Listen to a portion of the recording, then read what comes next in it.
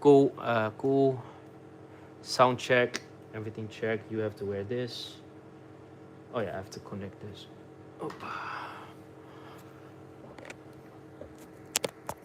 Okay, connect. Mic 1, 2. Yep. This is my AI help. All right. Can I get this? This for you. This for me? You can hold it, or I don't know. This one too. How's the color? Can you check?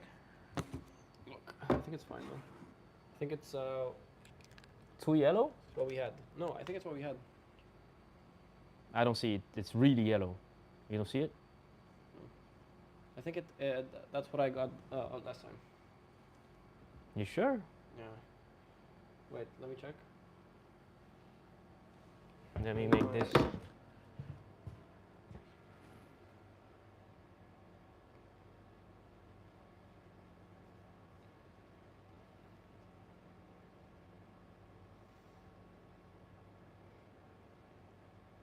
Yeah, this is the same thing. Okay, now?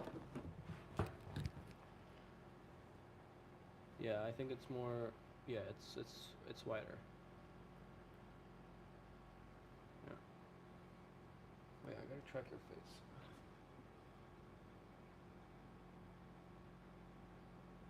How do I track it? Double click on the face. Okay. Good. Move around.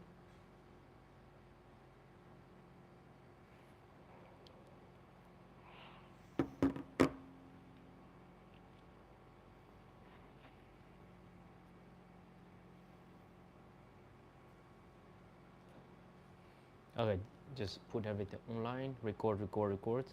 Oh, this one really important to. Check battery. Oh no, it will do that on its own. No, that's it. No, because it will create separate files when it gets too big on its own. Okay. Yeah. So everything on.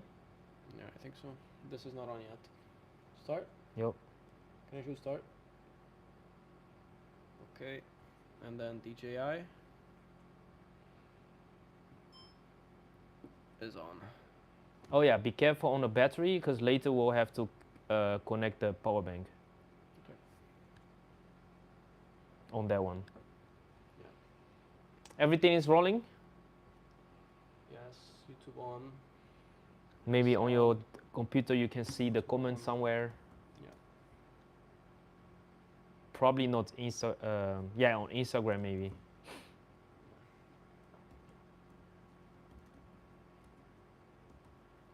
Yeah, let me check. See my own life.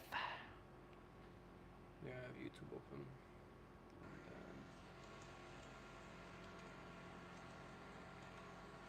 And then Let me check. See my own life. How often do you cringe from your own videos when you were creating them? from those ones? Yeah, when you showed me. Never. Wow, you are a true entertainer. You should dive back in that field, if Yeah, I were maybe. you. Maybe later. Maybe you should put this one on vertical. Huh? Like, Vertical? yeah, like, yeah. Let's see. Okay. Okay, I have both YouTube and Insta open.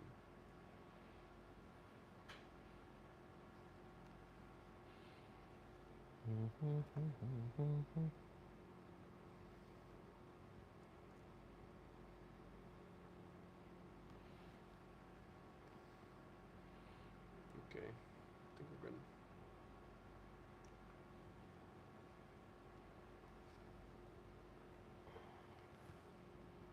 Okay. Cool. DJ recording. Yes. Okay. Let's back to my notes. What is up, you guys? Welcome to another after work yappings. After, I don't even know how long. Whole month. Sabbatical. We are frozen in like the building with ice and snow. Also, we have new. You should grab the mic, man. Both of them. Both of them. Both of them? These ones? Yeah, just clip it on. Alright. So we have a new colleague behind the screen. Balint, Hello y'all. introduce yourself. I'm Balint. I'm from Hungary. I'm 20 years old and I recently started working here at Geisha. This guy this is the most professional he's ever spoken here ever. Yeah, I'm a professional rage baiter. Yes, you are. I go to school in Breda. Professional rage baiter. And yeah, that's about it. Pretty about much me. it. Well, you used to have a career in. What were those streams or like edited vlogs? How would you No. call them? So I went to school, a high school in Hungary, in Budapest, and I basically went up to people in my school and asked about random bullshit, and then they replied, and then my school told me to stop because But did you upload these? yeah, Content I somewhere? uploaded it to TikTok. I did it with one of my friends, and it got pretty famous, like overnight. But then I had to stop because my school threatened me to kick me out. So yeah, that's how it ended. It was a nice run, about like 2 weeks. Really? That short lived? Yeah, Oh, it's too bad. yeah. Yeah, but I got noticed on the street once. From So there is potential.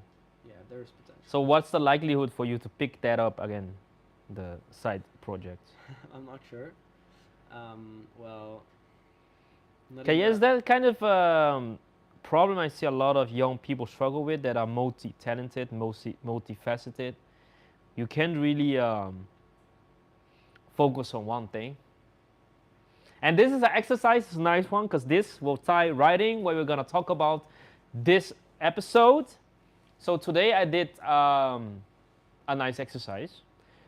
One thing so I want you guys, if you're watching this back at home, to do this exercise for yourself, especially if you're young, unclear about, hey, what career path are we gonna pursue? What are the things I wanna dive further in to learn more about? Even just a little bit of self-discovery, self-awareness. This is what I want you to do. So everyone knows, like, oh, ChatGPT can get your astrology numbers, astrology signs, and tell you about more what your future is about, so give you a little bit of indication. But now with this exercise, let's expand that idea. So what I want you to do, first of all, you have to write things down first, what you already know. It cannot be something that you are unknowingly about. Well, you can always add to the knowledge, but you have to have some base knowledge. That base knowledge that you have on yourself, write that down before you do this exercise with AI. Could be Grok, Gemini, whatever, I don't care. Do this exercise, but first write down what you already know about yourself. What do we mean by this? Anything and everything you think is a little bit special about yourself. Yes, go into your superhero era. Everyone as a kid probably had it, boys probably more than girls. You would, like, if you were growing up, you had some idea about, hey, I noticed, or I've been told, that I'm really good at XYZ. Could be little things, like you can go off senses. Maybe you have a photographic memory. Then means that whatever you see, you remember. That's a skill set, that's a talent, that's wired in your DNA, write that down. Could be your audiographic memory. That means everything you hear will always be remembered and never forgotten, every single sentence or conversation you have had. Again, that's a skill set, talent, wired in your DNA, write that down. Could be you have a very increased taste buds, which might happen when you were a kid and your mom was making your favorite dish and you could actually tell what's within the dish and the ingredients. Write that down. Same goes for senses, like the touch and what else? Oh yeah, acute nose. So eventually that some people might have enhanced smell, like canines usually do, but humans, some do have excelling, even like same with motoric skills, you have more an excelled acute nose. Same if you're very athletic or you are very empathic, so you can sense the mood of the room, mood of a person, energy swings, whatever it may be. write that down. Whatever you think is special about yourself, I want you to write that down first. Because I know those exercises, and whenever you watch those TV shows or readings from like a Cosmopolitan, like the teenage paper magazine, these might seem self-fulfilling prophecies because you went in not knowing. Well, it becomes more of a guideline if you went in with a list. And this is what I want you to do. So basically, you're going to ask it to tell you what your, obviously, Western astrology is. So basically your sign, whether you're Aquarius, Pisces, Aries, Sagittarius, whatever it may be. Then it's going to tell you also your sign, as in which element. So do account for the element. Then I want you to add the Chinese astrology. Again here, add the sign. Because every 12 years, a new element is born. So you have like fire rabbit, metal rabbit, wood rabbit, 5 of them. Every 60 years, the cycle repeats. And every 12 years, the cycle repeats. That's for Chinese astrology. Then I want you to add your numerology in. That means for those who believe in numerology, I know this is probably the most woo-woo episode we're ever going to do. And that's funny because this is Palin's first episode, and now he's going to be like, these are like those progressive, believe in astrology kind of people. Well, we're going to get to the origin why we went in this rabbit hole. But okay, back to the exercise. So Chinese astrology and numerology. So it's going to calculate your life path.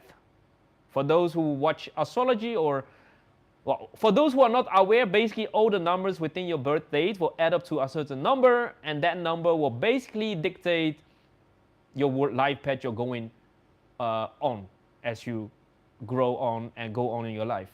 Could be that you're a communicator or a leader or worker or life enjoyer. Kind of the same as those Western astrologies and Chinese zodiac signs.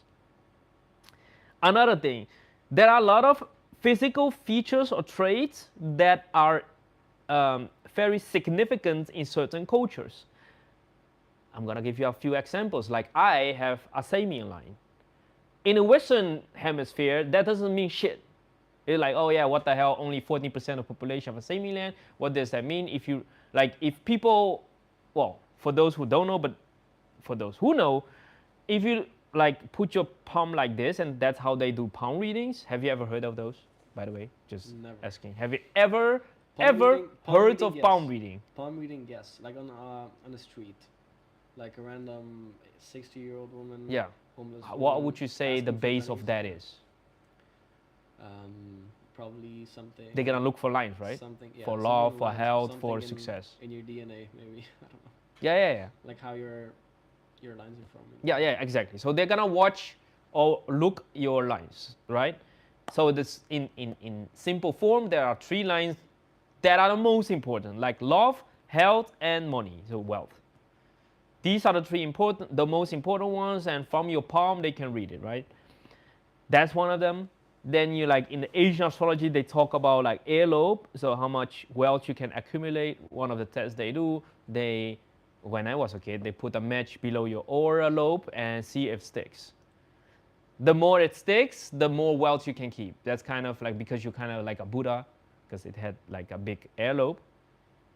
Yeah, it's an Asian thing. Western people don't know it, but I am pretty sure that every culture have some physical traits that have been spread around through folklore or culture, or like you say, like the street performers, and they have been ran through more than not. I'm not saying that every single thing they say should be believed.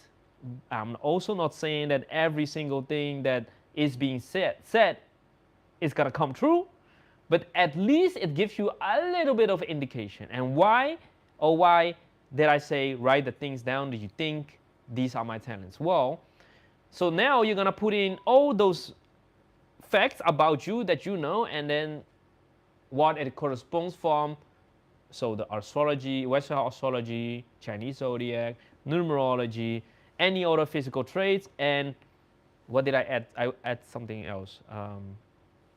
I added also the Chinese calendar, because I'm Chinese, so you have for those who don't know, we have a lunar calendar, not unlike like the people from the Islam have as well. The calendar moves as the moon is moving, right? And it resets eventually. Same in the Chinese calendar. So that's another input I put in. I put all these things in, and then tell it to give you a kind of a reading, like, hey, what is the ideal career path? What is the ideal life path, as in which year is gonna happen or expect to happen? Well, at one point it becomes a self-fulfilling prophecy, obviously, and that's now where we're gonna segue in the topic real soon. If you believe, well, have little faith in what we're talking about or can relate in a moment, then all these things will make sense. Because if you like can stand behind or get some comprehension on the we are gonna talk about this simulation theory. We're gonna talk about like, hey, do we actually live in a fucking matrix or no, I'm serious. Like if and nobody knows, because this theory stemmed from that if you look at the AI now, that what they can generate with video, images, and people, even how they can, even if you sit in front of a camera, they can change you into someone else, a different avatar basically. If you see how realistic that is, and then you also watch the trend of virtual reality, because do you notice how realistic that is? Would you say that if you're in some virtual reality games, and probably you never played one, but maybe you've seen one, that people get lost of the sense that are actually, like when they want to lean on a table, there's no table? Yeah. So if that is so realistic now, why is it hard to believe that the same humankind 1,000 years ago or 2,000 years ago weren't able to create this exact same thing? And they are just further along, and we've been put in this simulation. Again, preface this episode is gonna be really woohoo. Take it with a grain of salt, but we're gonna give you a little bit some facts behind what we're saying and anecdotal stories and observations we have had from other people as well. We're still talking about the exercise. Yes, still on the exercise. So, if it is a, let's say, matrix, and your avatar is being loaded in, like if you play a character, you can, generate an avatar at any given moment. But also, did you play around a little bit with coding or? You mean like programming? Yeah, programming. Yeah, a little bit. Well, usually there is a pattern. Like everything in life, there's a pattern, and then given certain metrics, poof, something will be generated from that code, right?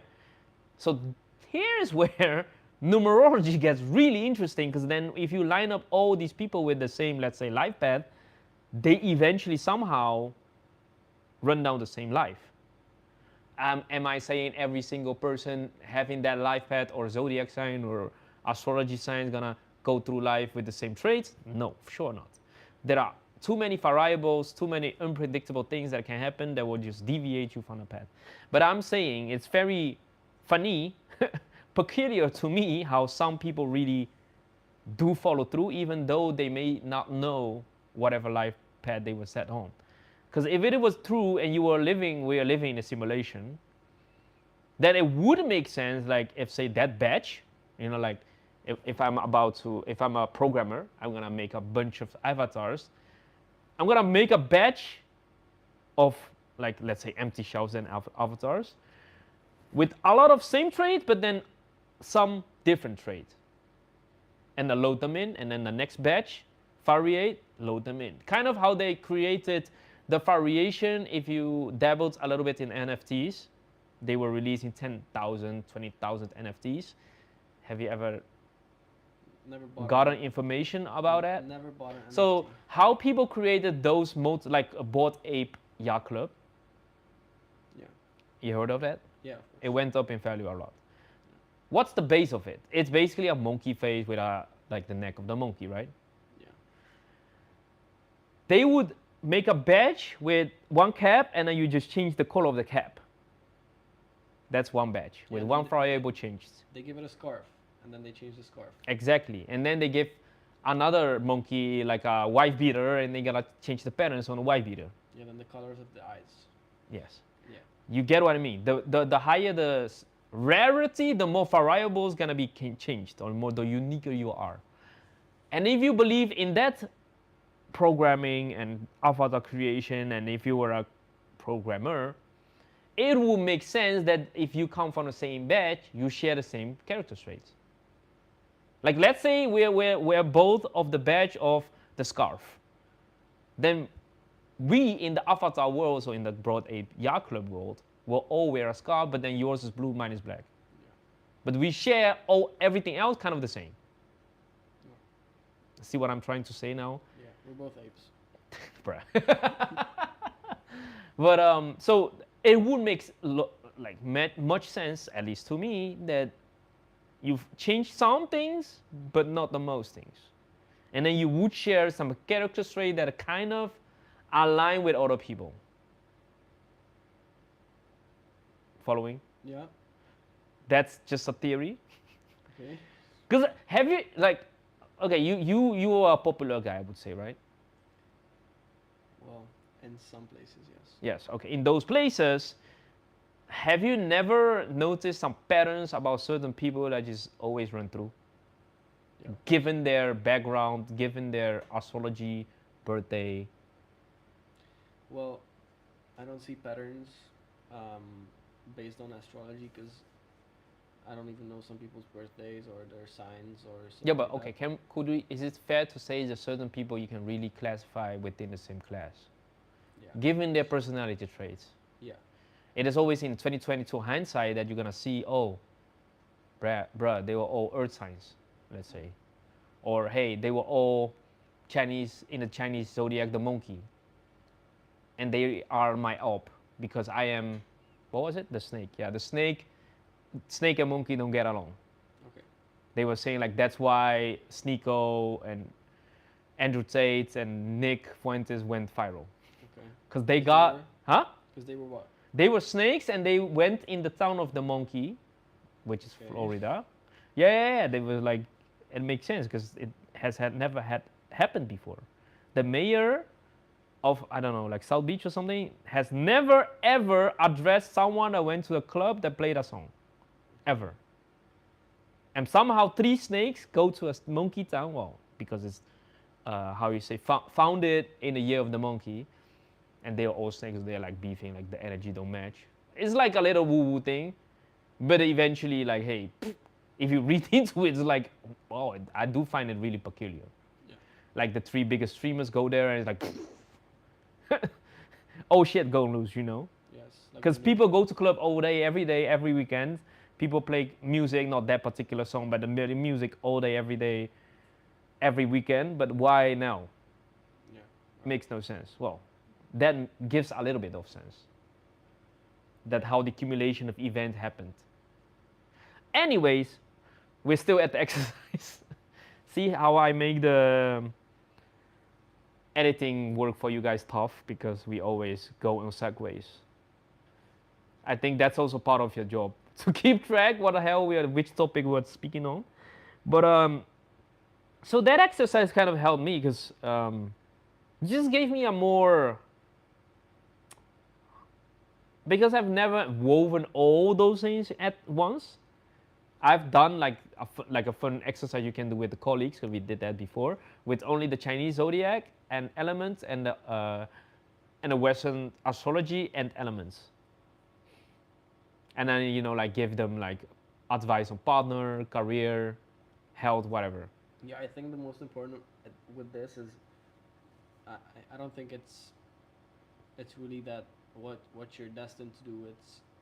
It's for I'll me- just give you like for a me, guideline. like a guideline or like something that you can work towards. Given your skill set, because it does. That's why we have to had it right down, right? Yes. Because the AI is gonna give you whatever according to those signs or the metrics of you, the markups of your avatar is gonna be conducive for your success. It's gonna give you a few things like, hey, you're gonna excel in this. successful in this, if you focus on this career, or watch out for this culprit, you're sensitive to this, really good at this. That's where you're gonna tie in everything you written down. Because then they're like, oh, if just 1 out of 10 things are lying, you're like, do I have to believe this shit? But what if 15 out of 20 things are lying, and it's from what you've written down? You know, I'm gonna assume this with a little bit of grain, you know, like a grain of salt. Yeah. I'm not gonna say, hey, this is gonna be the end all be all, but it's nice to know. It's like, oh, that makes sense. Like, let's say if I'm specific example, coming back to people that are very talented and skilled. One of our culprits, and I think you're gonna suffer from the same. You wanna start a lot of things because you can and you will. Given your dedication and time and enough incremental hours, you will be successful in whatever endeavor you try to focus on. That is a fact. But the culprit here is because you can do that with whatever you focus on. We tend to, and I suffer from the same, we start multiple projects because like, yeah, I can multitask. I can become a waveboarder, piano player, live streamer, video editor, TV persona, all at once. I'll just divide my attention. You know what I mean? Yeah, but you still have 24 hours in a day, so.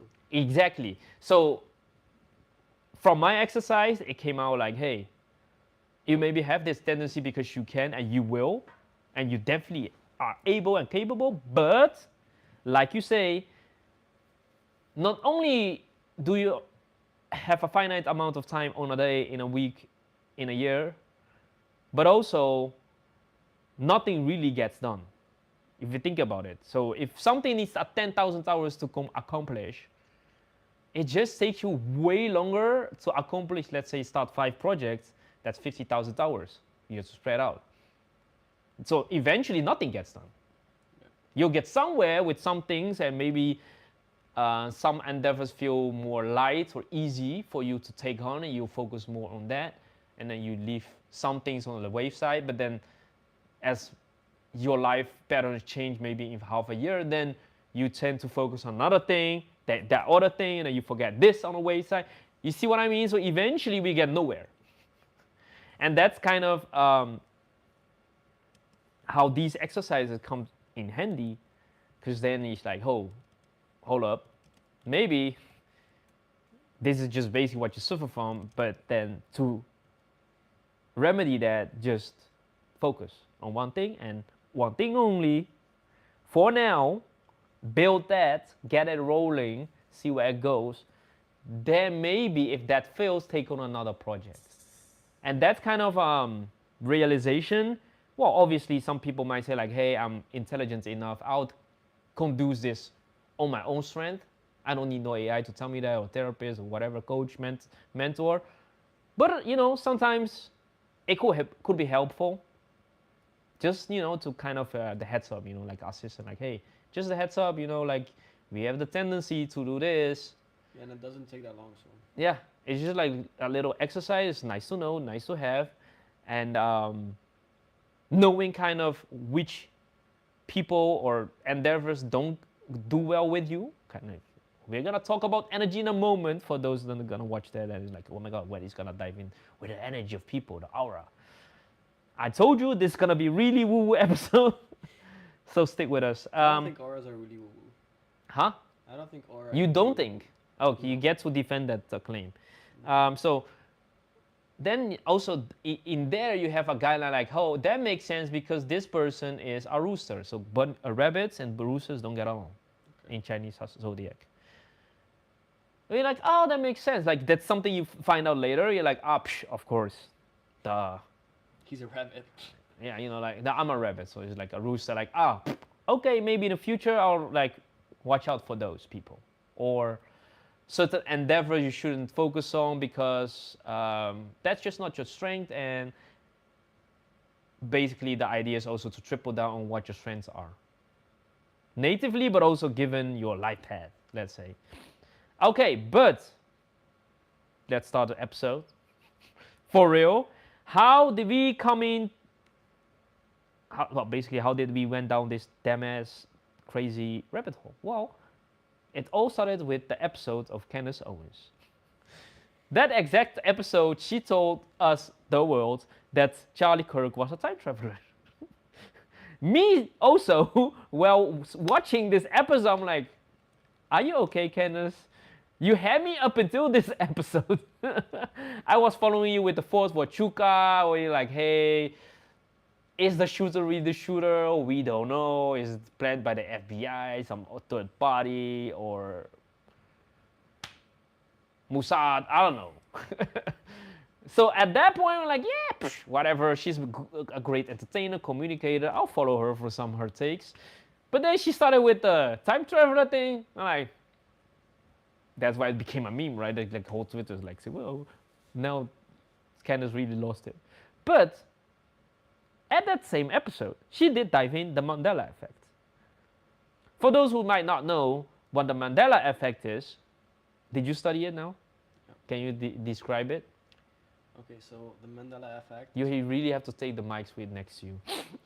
Okay, so the Mandela effect is, it's basically when a group of people think that an event in history happened. Whoa, Well, it's like you learned this by heart. While it didn't happen, and the name comes from the. Some Reddit writer. Some people thought that Yeah. Nelson Mandela died in prison. Amongst those group. Yeah, at some point. 1983. 1983. In prison.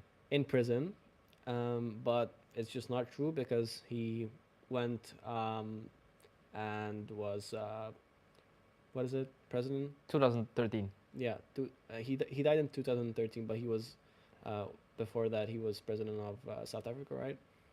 Yeah. Or He's so prime basically minister. pretty much alive. Yeah, and yeah, it just didn't happen, but some people thought so, and With some people, what's the number? Remember, it's like a million I have something, no idea. like a few million. Yeah, and then people knows the pattern that this doesn't only happen to this one, but it happens to other things as well, like the Fruit Loops having the name like with double O's, but not Yeah. like a UI, not OO. The Um, Flintstones. Yeah, or also the monkey was the name of the monkey. Yeah, with the tail. I forgot the monkey. Yeah, so there's a monkey, and it has a tail. And then or the no tail. Stein. Yeah, yeah. But okay. So for me, the most what the fuck moments were, so she gave the tail of Pikachu. Is it black or yellow? Top. Yeah, it's. No. According to you, not like what the internet. No, I would think it's black, but. Thank you. But Oh, we have The a thing is- Pikachu over there. where? Over there. All right. And Yeah, it's there, black. and there. It's black there. No, there's not. There is an old version of Pikachu which had a black. No, there is no version. Yes, there is. There's no version. I looked it up. There's no version. there's They a really- deleted the whole thing. There's a really old version of. So Pikachu. they tried to tell. So okay, let me rephrase. Mandela effect. It's a replaced memory of a couple of million people of certain emblems, logos, events that might, in our memory happened, but in the corrected version, according to us, never happened. It's very intriguing. Like, yeah, whatever. It's just Mandela. Yeah, sure. Maybe I misremembered it. That's nice and dandy if it's just like you and your friends because you're from the same town, you share the same life experiences, worldviews, whatever. And even back then, we didn't have the internet, so you're kind of limited to whatever your worldview is according to whatever media you're consuming and your worldview and your reference frames from you and your friends and family. But then there are more things. You know, like even now, to the day of today, because I had all our crew members do the same exercise, right? The Monopoly Man, does it have glasses? Monocle. A monocle. But according to history, it had none. Yeah, monocle, yeah. And it's funny that you said it but then at the same table, there were colleagues like, no, he never had glasses. And that's already a real life, what the fuck moment. Like, you cannot tell me that this is normal. How can it be that some people like can swear on certain fact happened, and some people are like, no, it never happened. It was never like this. And then we talked about a Pikachu tail. I am of the camp of it had a black tail, because when it did the attack, like the iron tail, it would glow on the black part. But then we have here in-house Fernando, you know him, your colleague. Yeah. He's an avid Pokemon card trader. The guy basically only makes content on Pokemon cards, unpacking. It's sticked on the thing, so it's with the duct tape. This one doesn't have it. Oh yeah, the bottom part of the tail was black. Yeah, well, apparently it's yellow, because if you look at all the pictures over there, everything's yellow. Yeah. Trippy, right? But you see at the bottom, it's yeah, it's all the way around. I remember yellow to black. Yeah. And it's now black to yellow. Anyways, so according to our Pokemon collector, Pokemon card collector, our dear Ferry, he said, like, bro, I study this shit. This is my livelihood. You cannot tell me Pikachu have a black tail. Okay, then you're like, okay, whatever. No, who the fuck cares? It's like a cartoon.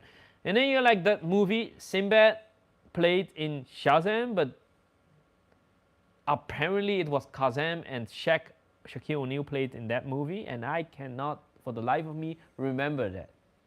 And I'm a Shaq fan, so if he were in that movie and I was around to see it, because back then you had like those VHS tapes, and there were like physical things, and when you even now look on the internet, people could have sworn they've seen that in the box office. No, seriously. So that was the first thing which I already had like, very interesting, because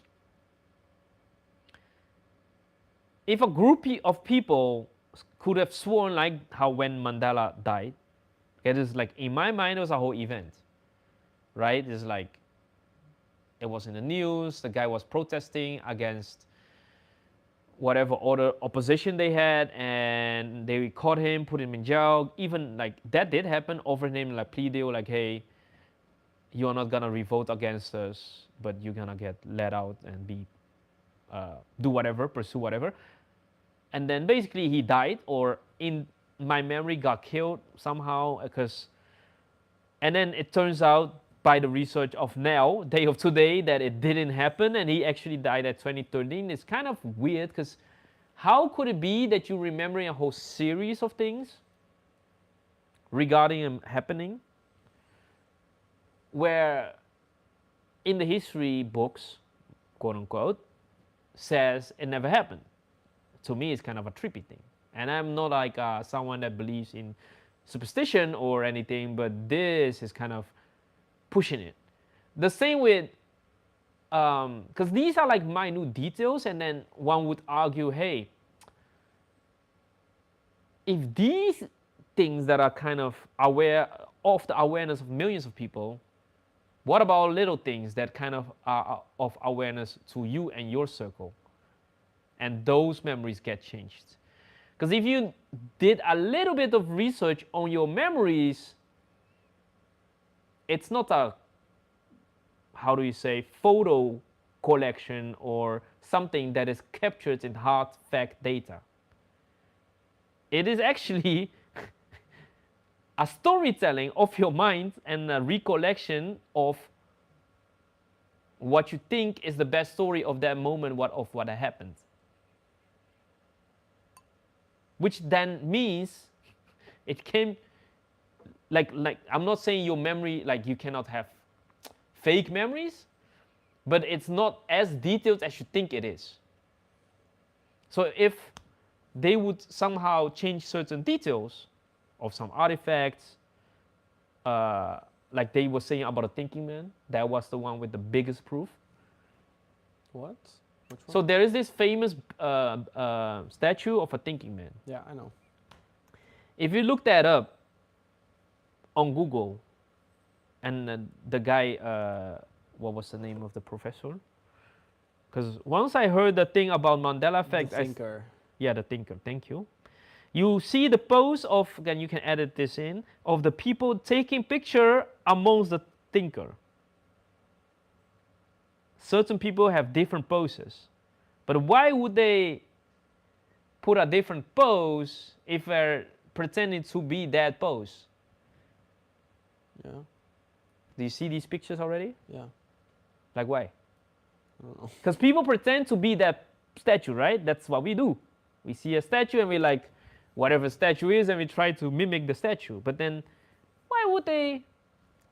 I don't know. A lot of people have different of the same stance. Unless, even if you look at the newspaper when it was released, because the artist that draw it, there was first a drawing, which was the inspiration, was also having a different stance and a different hand even. Yeah, I see it. So That's true. glitch. Glitch, yeah. And there are a bunch of these glitches. So first it was Candace Owens talking about Mandela effect. I'm like, how? It is interesting. Let me watch anyone and everyone that has the most views on a podcast talking about this topic. This is how I found Mr. Work, Rizwan Work. He went on Joe Rogan podcast and talked on this for I don't know how many hours, bunch of hours. Thanks to him, I went further on this rabbit hole. So his claim, and this is now we're gonna toss a whole bunch of theories. Because have you seen the TV show? It was on Prime, I think. The Dark Matter. Nope. Are you aware of the superposition? Which is? So we have the, wait, let me explain it correctly. Of what? Atoms? Okay. So, it is most explained also in Stranger Things episode. In the Stranger Things episode, they talked about this. The cube and the K expanded. Okay. Okay, so this is how they, so imagine a cube casting a shadow. The shadow is real, but it is incomplete. A four-dimensional cube, a tesseract, can be projected into lower dimensions the way a cube can be projected onto paper. So what looks like a simple shape could be a slice of something bigger. That is why I use a cube metaphor in my dream town. Yeah, so basically, you have like the 2 dimensions, x, Yes. y, then the z, 3? and the shadow is 4. And it's basically there is a different dimension outside of the all the 3 axes. Because the shadow 4 that creates another cube. Derek, the light for Derek was talking about this one of the episode. That's what they call it. Oh yeah, shit! I got it confused on. So basically, this theory goes on the observation of things. Which theory? The 4th dimension? Yeah. Yeah. The tesseract. Okay. Dependent on when the observation is happened, it might or might not have occurred, or might not have existed. Yes. Up until the point, like I pointed at Pikachu, you were not aware we had a bunch of Pikachu items here hidden away. Wait, you have in plain sight. Look at that left top. I see Candy and a gum Pikachu. Oh, yeah, I see. So Okay. they were there all along. But in your awareness and worldview of this place, and you've been a bunch of times, it didn't exist. Yeah. There was no existence of, if I like, let's say, an hour ago asked like, hey, Balint, could you hand me the chewing gum of Pikachu over there? You will look at me crazy. What? You're like, what the fuck are you talking about? Is this a joke? Because in your worldview, it never existed. Yeah. It is only until the observation that the thing existed. So, Mr. Rizwan of Work gave this example of you know, like if there is like you are at one planet in a different galaxy, and you shoot like a ray beam, Yes. and you know that it takes a lot of light years to travel until like get to Earth. Yeah. Somewhere along the way, and I'm trying to not to wreck his example, there is like a little black hole, but then eventually it has to decide to left or right or go in the black hole. Yeah. And then eventually it's gonna be coming from the left or not or right to the Earth. Okay. The decision of left, center, or right can only be observed at a moment of your observation. Yeah. Right. So then the decision is only made then, is the theory.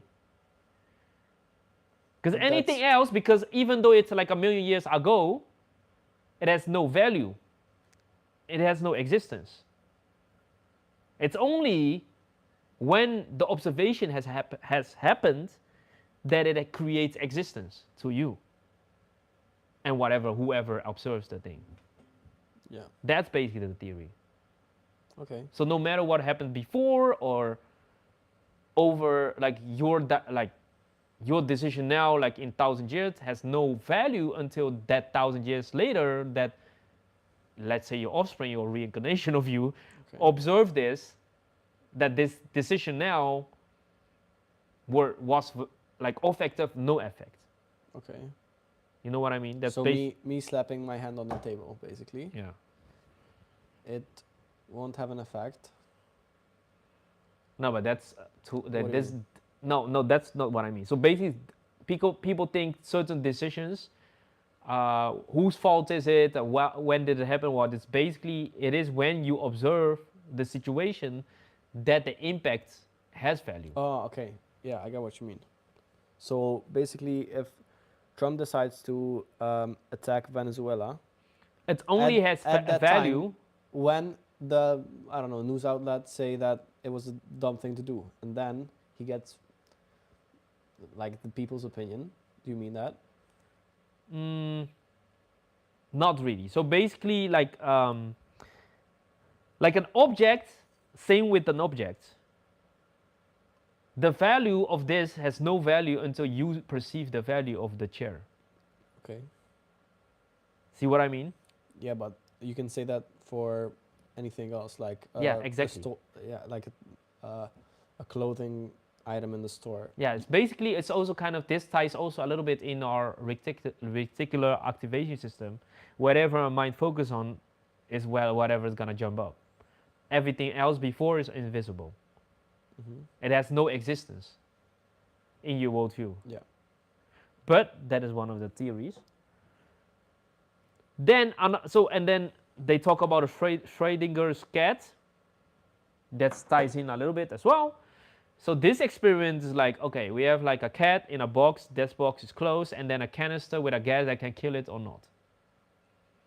So logically, there are two solutions. You open the box, either the cat's still alive, the canister went off, or you open the box, canister. You open up, canister went off, cat is dead. You open up, canister didn't go off, cat is alive. But that whole thing can only happen when you open the box. Before you open the box, it's in superposition. And the TV show of Dark Matter basically is based on this. So in that TV show, they build a whole box, a black box kind of. When you enter that black box, you are entering in superposition. That means if you are in that superposition situation, you can then have an infinite amount of options of scenarios that can go in. This theory goes in a little bit more like kind of, have you watched Marvel Loki? No. Or any Marvel situation? Yeah. They work with multiple timelines, right? Yeah. Let's say before you joined Geisha, you had other decisions, right? Yeah. Let's say you got here, you wanted a side job, side hustle, and you had like 3 options, A, B, C. It's not hard to imagine that at this fork of your life, whichever choice you made could change your life in a small way. Or a big way. or a big way, but along the way in your life, you made multiple decisions. Yes. But what if we go back and choose something else? Yeah. That's basically the multiple timeline theory, right? Yeah. No, I mean it's just choices, right? Choices, but then also your life could have been otherwise. Yeah. It could have According been. to that situation, if that timeline, like if we are really truly live in a simulation, and this is just your manifestation of one choice in that, so a simulation of one choice, it does not negate that the other simulation never happened. Yeah. Because that's a theory of the multiple timeline theory. That's what I'm saying. But if we have infinite choices, timelines, then will get really complicated. And we get every single scenario that's possible. So, in a different, so if there's infinite timelines, then in the infinite timeline, one of them, I would say shit, and in the other, and in this timeline, I say yes. So yeah, it's just if it's infinite, then anything can happen, and anything will happen. But it's Everything very will difficult to calculate and very difficult to realistically, in any capacity, comprehend, right? So that's why if you look at the theorists in this sphere, the camp of saying that it's a simulation has more supporters. Because that idea people can easily comprehend, more easily and readily accept. Because this is just a simulation, and we are just doing reruns of like a simulation, right? Yeah. That then at that same time explain the glitches. Because what if we run this, simulation with the glitch when they forgot to delete the mandala thing, right? And he actually, in your previous run, he died at 1983, right? 93. But in the world our avatar is living, and that we're gonna tie in this with the souls in a moment. We're gonna tie everything in. But the world that we live in, apparently it's 2013. So the people that didn't get the update, the couple of million people, they are still running that one simulation where he died in 1983. Yeah. That's the glitch. They forgot to delete that or change that. Yeah, but then it's Update one glitch. that. What about the other glitches that happened in a different one?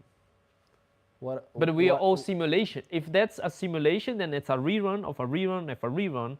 And now we're gonna tie in religion. Are you aware that you said you read the Quran, 80% of it, or something like that, right? Yeah. There is something like the evil spirit, that's the jinn. Yes. The jinn has the power to go back in time and change artifacts. That is true. Right? Yeah. But what can it not change? Someone's soul and memory. It's not ever allowed to touch that. So if the soul and memory, and that's nice that we watched Avatar, because you're like my Jake, his soul is now captured within the blue guy, the Avatar, but his existence, the body, like his human avatar is already decomposed, is already gone. Yes. But his soul is within this new avatar. So the soul lives on within a different avatar, but the soul will have memories, or what he thinks is memories, from his previous life. Yes. And then he's gonna act or resonate or disassociate with certain things. Maybe this body might want, but the old body never liked. Yeah. So that's why it's so funny that I kind of find some credence to this simulation theory, because Joe Rogan asked the right question. He's like, yeah, we really don't know when we sleep what happens to our physical body. Yeah. Could have been like they just give you another run when you wake up.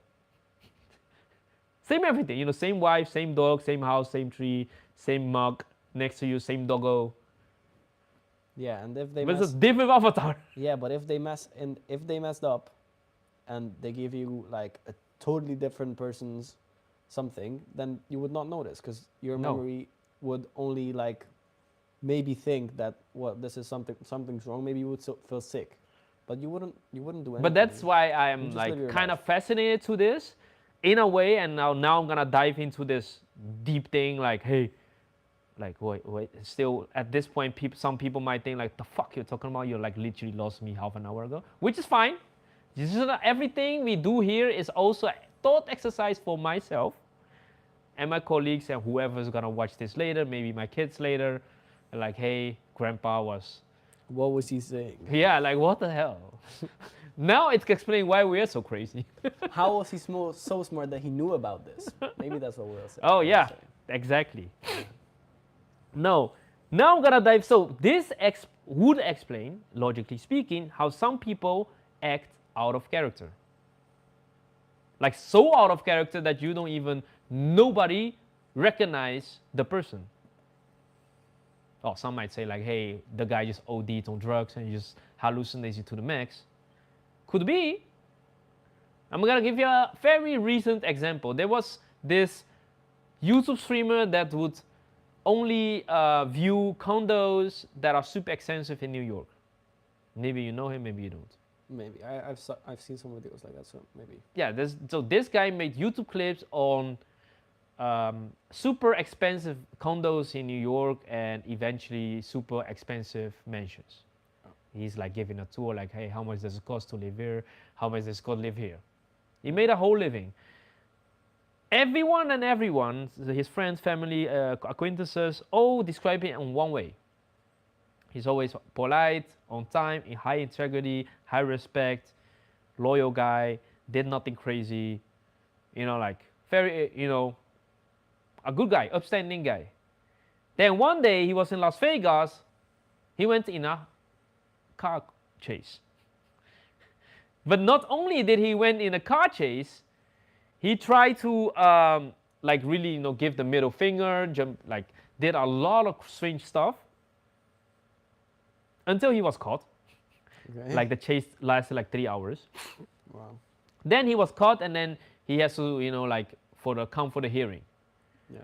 So basically, that's gonna do the sentencing. The guy went on to threaten the, the state. Like really out of the body. If you saw that clip, and you can edit this in, he's like, yeah, you will not get me. System will not get me. Like, hey, I will fight you head on. Like blah blah blah. Like really out of character. As if he was one of those crazy tinfoil head people that believed in conspiracy and people are like after him or something. Which obviously wasn't true, but in his mind it was. That episode I would call out of character. His name is Eric Conover. Yeah. So that is one thing. Okay, now How does this explain? that's what you mean. No. What if the rerun Yeah. of the update gave him different avatar, and that whatever presence is downloaded in that avatar was starting to act as if he was he, but not that avatar. Yeah. And what if someone else got They his? messed up, huh? And someone else got his avatar. But then later, like half a year later, he kind of pleaded, like, hey, I really acted out, that wasn't me, blah, blah, blah, like later, half a year or something like that. He came to his senses somehow. He's like, yeah, I'm like now to atone for my sins and blah, blah, blah. Yeah. So, but anyway, that's just our little example. Is really whatever, take it for whatever weight you want to have. But then, now I'm gonna go to a little bit for myself. A lot of things when I was growing up, I took notice. I'm like, yeah, Whatever. that's normal. Everyone experienced this. Why? There's nothing. So I didn't take note of it. Is it like only when I got older and I start to hear stories from other people like, hey, what I'm experiencing might or might not be normal. So I'm gonna first dive in stories on real life encounters. So this doctor who wrote The Journey of Souls kind of believed in reincarnation. Kinda. That's why I told you to watch the movie Cloud Atlas. Which I couldn't find. No. Very strange, right? Because it's a really good movie, according to critics. But that the premise of this theory of the journey of soul is basically that once avatar might die off or fade in non-existence, but once soul goes on, like the player that's playing the game, like if you go into game world, your avatar might die off, like if you play World of Warcraft, League of Legends, it dies. Whatever. Reload, new avatar. But you are still you. Your playstyle is still you. Your preferences are still you. And this likes are also from you. Whatever it may be, it's still there. It's still intact, right? Yeah. So this doctor was practicing. I have to look that up. The guy's name. His name is Michael Newton. Thank you. Michael Newton were doing deep hypnosis with his clients, and in the beginning days, obviously he didn't took note of it much, until he met some client that started reciting memories which were not of the avatar. Because nothing adds up. The timeline doesn't add up, description doesn't add up, the things, objects around the memory of the specific client doesn't exist in the current world because it's from the past. So that's when he started to notice, like, hey, like there are, like how they say, generational curses. Am I hold some truth? So if that is true, that for one person and multiple of his clients, why couldn't it be true for a lot of people or all of us? And that some encounters with people you never met before, right? Yes. You instantly click, there is chemistry, and you go on, and I'm gonna go in my anecdote experience in a moment, to a whole journey, and then somehow there is this unlock. It's like a new talent is being unlocked. This is what the soulmate theory comes from, I think. Oh, but that's more about love, right? Well, I don't know if it. Yeah, but I think Cloud Atlas kind of built on the soulmate thing. Okay. I'm talking about just because again, Rizwan, this other professor, he kind of have this theory like, what if, like in a different life, previous life, you had a very good friend, and you were both philosophers. Let's say you were back in the Plato days. Okay. Then like go back in time. You're like good friends. And you like what you guys always do is like what's the active term? Philosophize. Philosophied. Yeah, about life, or like what's the meaning of life. That's what you guys love to do, and is basically spend your most time on. And maybe somewhere along the way you're like, hey, if conscious has a place now, why doesn't have, like after this life, this body, its time is run out, maybe it has a different timeline than my current body, right? Then let's make a deal. When we meet again, we're gonna like resume whatever conversation we're having. Kind of a pact. Still following? Yeah. Or it could be someone that's like gonna help you along the way to whatever direction it's supposed to go. Yes.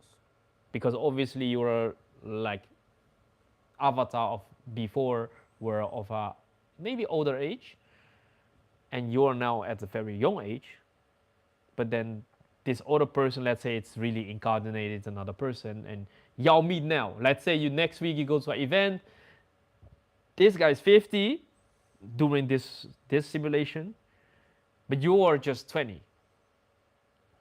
But you meet, right? Yeah. The souls recognize each other, but the avatars don't. Y'all get to talking. Eventually, the older guy, probably wiser guy, noticed something. Like, hey, this is Balint from 1500 years ago. Yeah. That's my dude. Because this literally, the things you say, it's only the way you say it that it's like how you say it. Yeah. You know, like there are things that we do as humans that really make us us. And people that know us the best, like even if AI would replace, let's say you, this avatar, they will recognize this is not the real Balint, this is a fucking robot. Yeah. Well, suffice to say, your old friend from 1500 years ago in Plato days, he will recognize you new now too. Even though you're a new body, avatar, the old friend is there. Yes. So now, it's also logical to think that that person would want to help you as well, get you along, like maybe further along the way, because he has seen more of this simulation than you, because like 50 years on the Earth, this simulation, and you're 20. Well, allegedly, he might help you with certain things. Like, hey, like let's say you met him a year ago, invest in gold, just saying random things because it exploded. Obviously, nobody saw that coming. Yeah. Or try this career path, or this friend, make this friend, or like point you out right direction. Consider this and this and this. Yeah. I think this is still about souls, or like, I don't know if we call it soul, but yeah, I'll call it souls. I heard some from my mother. She always told me that when I was like 2 years old, I started when I started talking. So like maybe at 3, I said some things that I couldn't have known, but Goosebumps. but I did, and then I just looked it up, and there it is a thing that some children report memories of like previous life experiences, or previous experiences that they didn't experience. So I believe in this stuff a little bit, not.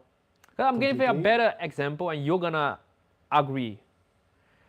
Think back, or think about people that went into medicine. Have you ever met a person that said he or she wanted to be in medicine and didn't go in medicine? Well, more. Huh?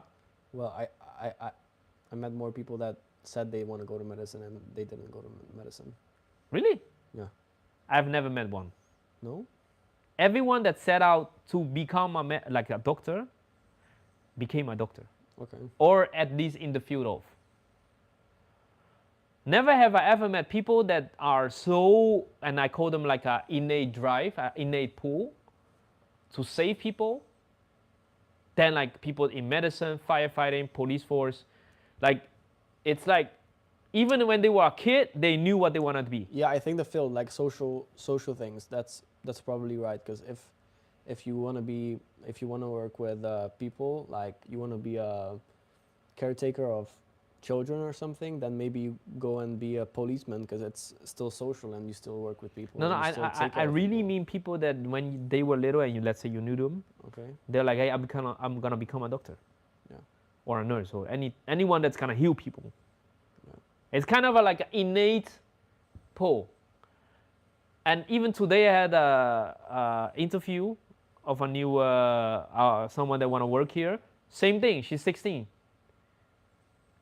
She said it's this or nothing else, and this is very true to anyone I have ever spoken that went in the field of medicine, practicing She wants medicine. to go to medicine. Okay. It's that or nothing else. And I know so many, like a good friend of mine, I knew her since she was like 16, 17, and she was in her final years to, get a test and then eventually go to university, do medicine. Now she's doing her master's fellowship in like a bone surgery thing. What surgery? Bone surgery. Oh, bone surgery. Okay. I forgot the name of the specific. Bone marrow.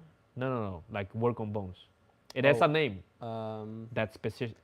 Yeah, we call it bone smith or something. But Yeah, it has a name. I watched too much Grey's Anatomy to not know, but I'm ashamed that I don't know. But hey, anyways, Point being, she always wanted to become a doctor or surgeon, and then nothing else could have withhold her, or in her mind there was nothing existent as a career path.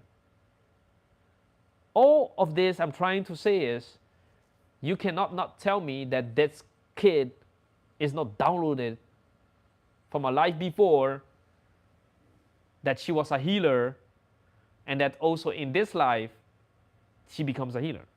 For these people, it's kind of clear. Gonna give you another example. Me personally, I usually don't cry for nothing. Doesn't matter what happens. Basically, true communist Asian kid. Emotions don't exist, don't cry, suck it up, doesn't matter, it doesn't relate to you, what you crying about, right? So how come, and this I couldn't explain without this, so if this theory didn't exist, I couldn't explain what's gonna happen physiologically about, like if I see, the only moment I cry, uncontrollably, like literally tears coming out like this, is when like beautiful pieces of dance and song come together. Or when I see a super beautiful object. It just, tears work. I can't explain it. It's like, I'm not a dancer, I cannot dance, I wish I could, I'm not a singer, I cannot sing, but somehow, some way, waterworks. Let's test it, shall we? Yeah, but depends on what my soul finds beautiful, right? No, I'm kidding, I won't play anything. But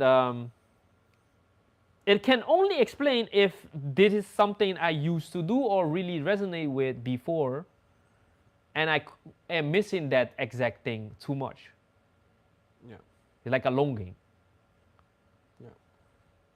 Because otherwise, why the hell would I care? Because I don't care about nothing in that sense. Yeah. That's kind of a thing. But anyways, coming back to people in real life. Because we just mentioned, like, somehow, some way you meet someone, you hit it off, you like talk, and then it just stays in your memory forever. Have you had those encounters? Not really. I mean, maybe you're too young. I probably have, but I just can't recall. Maybe. Well, they are maybe meant to be like that, because these people I'm gonna mention, the examples, I never seen them after anymore. Never have I ever seen them afterwards. Yeah, give me the examples. If I tried to look them up, I couldn't. It's really weird. So first example, back then I didn't even know what the hell. And again, these people are there, kind of like a sign to set you up for more later. It was so I've always worked in different restaurants when I was a kid out of my city. I traveled a lot, and when I was 16, my dad got his first opportunity, to get a little bit of us to become a stakeholder. So we had to run it anyway in a grill restaurant, and it was in Antwerp. But for us to practice entrepreneurship and running a restaurant, I had to work in a similar restaurant, but that was located in Oosterhout, which is kind of a neighboring city, and Ganyo was going there. So me, little kid of 15, 16, like that place, by the way, like is one of those dirty, gray, black, ashy restaurants. Because it was a grill restaurant, so I guess they were cooking with coals a lot, and it's whatever. And I went there like in weekends, and I used to work there a lot. Again, 15, I had to travel without internet and Google Maps and whatever. You just get in the forest, get lost, whatever. And because if the bus doesn't show up, there is no way for me to tell if it's gonna come ever. I wouldn't know if I'm gonna go home or not. But anyway, we went there, adventure, and there was this on-call girl that worked there, and we had to clean one of those rooms there, like a section like this, but never people was there. Some restaurants are never on full capacity, so they have like certain areas that's just kind of dirty, and you have to do a big cleanup. So what do? Like, hey, send those kids there. This is like me and a girl. The content of the talk, I don't remember. Probably fun stuff, whatever. I'm also too young to think romantically about this person because I don't know. At that point, you don't really care for that. But there was this timelessness. I just remembered the scene there, and I did not mention that, hey, me and my dad gonna go to a different city, different country, because we had to start a new restaurant in Belgium and do this with all the savings my dad had, and I'm the sole responsible person because he don't speak the language. To learn a restaurant, I didn't mention this. But somehow, some way, this talk, which was kind of a very light, effortless, seamless way of communication, in hindsight, felt like the message in that interaction was like, it's gonna be fine. You're gonna be fine. We're gonna be fine. And again, even if I tried, and I have tried, I cannot for the life of me find this person. Ever, and also after that day, we never met again. Do you want to find her still? Of course. When But I was have this? no idea, like, How not long even ago? if I, too long ago. I was 15. Oh. Yeah, so like 50, 20. 50 years ago? Yeah, 50. So there was one example. Then there was this another example, which up until that person and that time period, I did not believe 1 ounce of this astrology, energy, aura shit. I will call you crazy. I mean, No, I was one of those people. I was like, yeah, whatever. Blah, blah, blah, blah, blah. Okay. Yeah, the conversion is gonna come. But since then, Yes, unlock is gonna come. yeah. So, back then, the internationals really liked the place, and we were hanging out, especially during the spring, summer, on that courtyard. Well, there, Yeah. where people smoke. We would like oftentimes sit with crates of beer around the circle, around the shisha, and basically people would call their friends over and we just chill to the deep of the night. There was this girl that worked here, and she has a good friend visiting from wherever she was from. And again, this is not to say anything romantic, and the girl was not my type. She walked through the gate, and it was this some energy, and I told her this, by the way, I don't know why, and she was like, how do you even know? Because I'm gonna tell you why. The moment she walked through the gate, right, I just felt some like a pull, and I walked. Like it was dark, it was like night. I looked over, and it was like the girl was like a yay high, kind of, even smaller than me, shorter than me. But there was a way she carried herself was so like immense light. Familiar also? I don't know. It's like a lightness. Although it was dark out, there was like a light exuding from her, kinda. It like maybe White it's just aura. in my fucking memory. That's like the glow you have in TV shows. So she walked over. Long story short, we ended up. So she came because she was here 8 days. She came here 7 consecutive days to chill. But we talked for like, I don't know, every time 4 or 5 hours straight. Turns out the girl went through a whole journey of Pilates, living in fucking Latin America, spiritual journey, meditation, because eventually, at one point, I was like, hey, how come you're like so, everything you say is so, like well thought out, it's so peaceful, it's so enlightened, you're so young, how do you even know this shit? He's like, yeah, me myself went through the journey, blah, blah, it's kind of, and the way we conversated, it's like and I literally felt like it's like an unlock that happened. And from that day onward, somehow I could literally, and I've tested this shit to the max. Of like, because in the beginning was just the heavy and the light energy. Because there are levels to this. Yes. Light energy mean people in a high equilibrium, and so they are usually in good spirits, happy, in a good place, ease of mind, not too heavy thoughts. Heavy energy usually when they are involved in heavier stuff. It could be mentally tough stuff in life. Usually some to do with heavy drugs or alcohol usage. Just a downward spiral. From that moment, I started to notice these kind of things. And I remember there was like 2 months later, and you're gonna think this guy's making all this thing up. But it's like I have people to be my alibi, and they've seen this.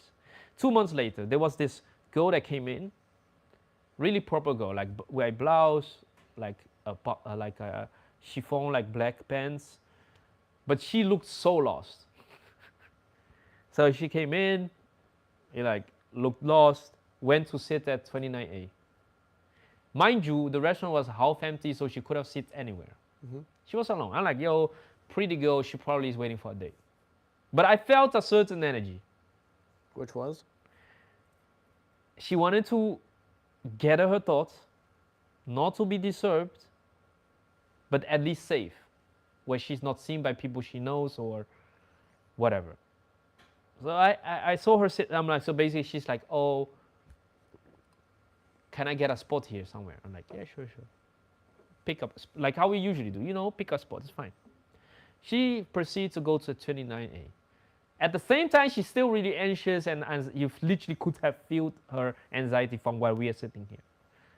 So I went there and started to notice something. Like I said, there was the first inclination of my unlocked powers, if you will. Again, guys, I warned you guys, this episode is fucking airhead, spacious, tinfoil head, woo-woo episode you're gonna ever have. So I walked over. I'm like, listen, 2 things. If you don't want to be disturbed, I will just leave you be. If you want me to stay here with you, let me know too. But whatever you decide, I'm gonna get you some dessert, because all girls like dessert. I proceeded to get her dessert, put it down. The girl started like basically unwinding. She's like, do you know what just happened to me? Like, I don't know. Tell me. She's like, yeah, I went to this. Was supposed to meet a guy, her current boyfriend, for 4 years or something, she told me. And I decided not to go because I found out stuff about it. I proceeded to go to the parking where my park was parked, the Baroness. It's around the corner over there. And I sat in my car, and I felt like I couldn't go home yet.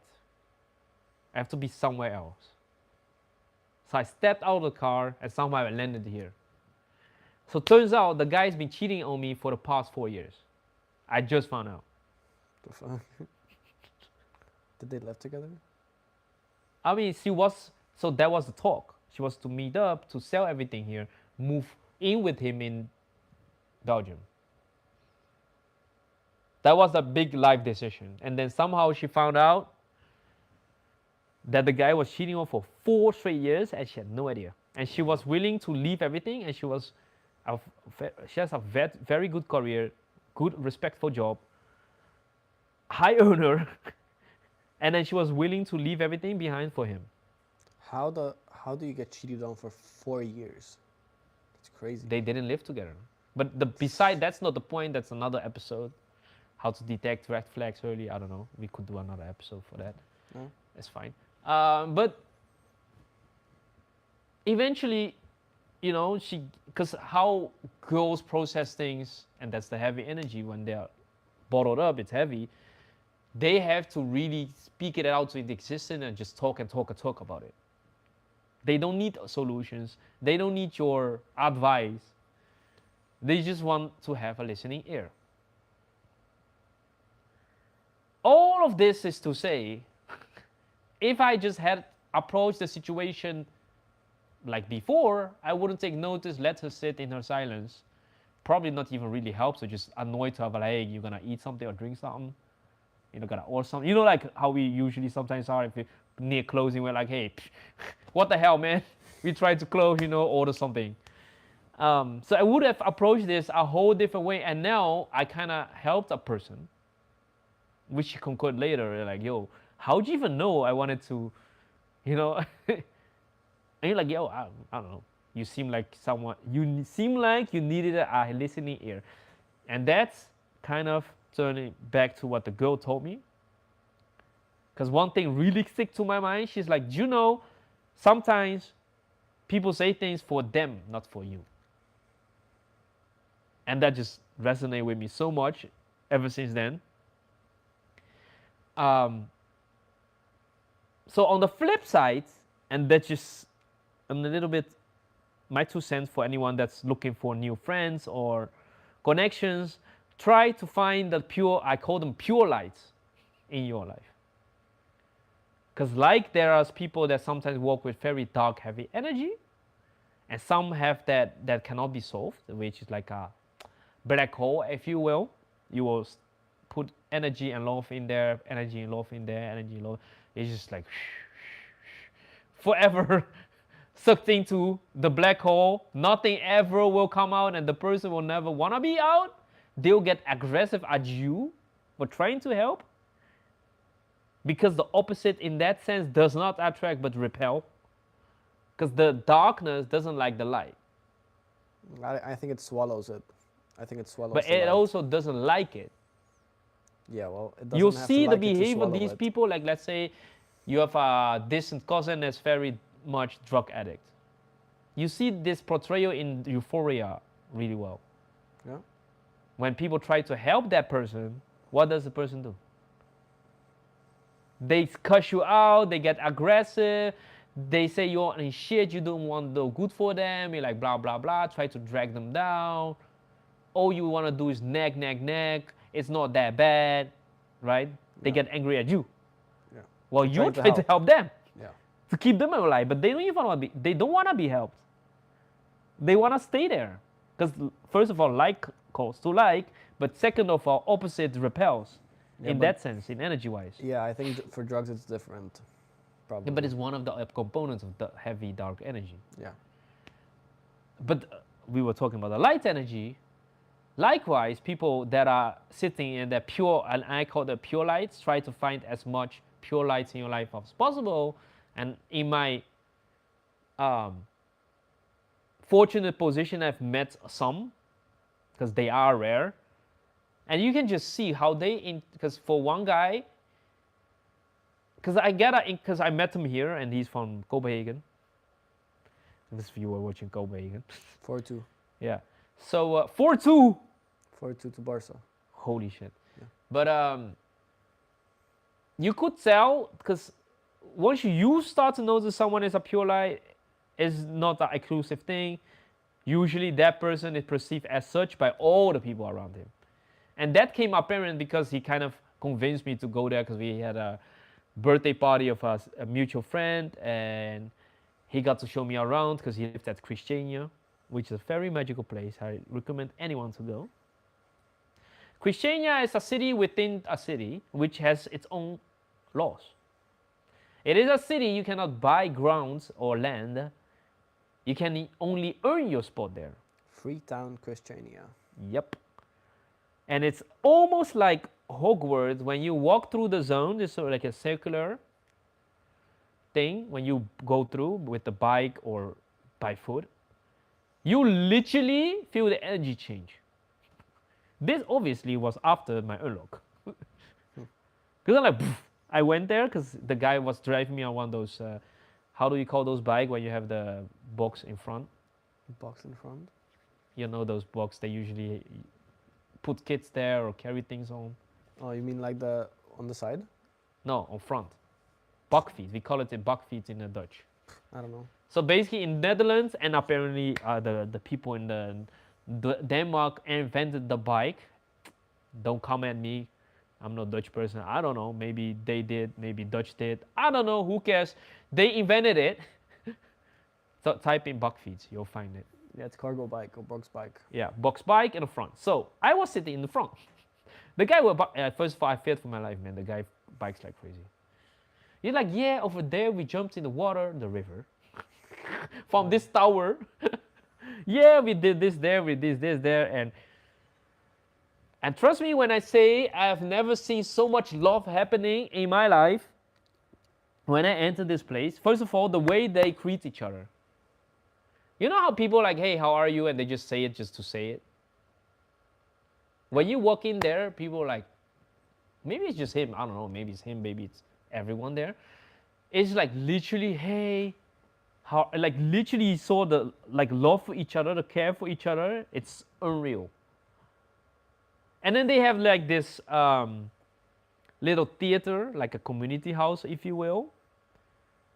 They have like people perform every now and then. That's just a thing they do. There is no locks. People don't lock their houses. In the night, yeah, you just leave it open. Never, nothing gets stolen ever. Wow. Everything that is built by the people. And again, if you want to live there, earn your ground there, you have to mean something to the community. Whether you're a brick builder or a wood chopper or music maker or painter or, you know, Yeah. you have a function within the community and you have to add value to the community, and that's how you earn your spot. So it's basically like an ancient civilization where everyone has their thing to do. Yeah. Yeah. They literally like chop the wood for their roofs, and That's great. they toss in wood logs to heat up the house. This place? Yeah. I lived in one of the cabins at the water, Okay. like really humble place, and was very gracious of him for me to, you know, have a little sleepover. Yeah. Because it was the first time I actually, because you know me by a little bit now, because I don't travel ever. Yeah. Like Totally. rarely do I ever travel, but he convinced me for traveling 24 hours. He's like, bro, allow yourself to be away for 24 hours. No more, no less, 24 hours. Come to Copenhagen. We are gonna arrange everything, give you a tour, show you around, introduce you to my family, the whole shebang. And it's actually a nice segue into that trip. So, 6%. oh, then we have to connect, the power bank is over there, and then find a cord, which is over here.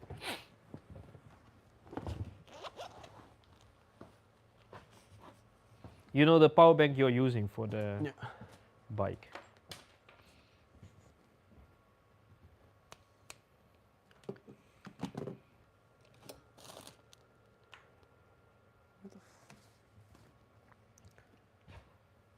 Found it? Yeah, I'm looking for Should it. be there. Yeah. Your bread. Next time, just tell me you're hungry, man. We can. You work in a fucking restaurant. We can get you food. Yeah, I know. We're not savages. Yet. All right. Ready to continue. Good? Yep. I think you look at Yeah. charging. Yeah, charger. Okay. I like, nice that we can segue in this, because that's, I recommend everyone to go there at least with one guide, because this space of love, and I literally again cried. Because you saw, so don't think everyone is white. You literally had a lot of people from everywhere, different descendants, like, you know, lineages, different races, different, what happened? Nothing. Oh, different ages, ethnicities, way of life, way of clothing.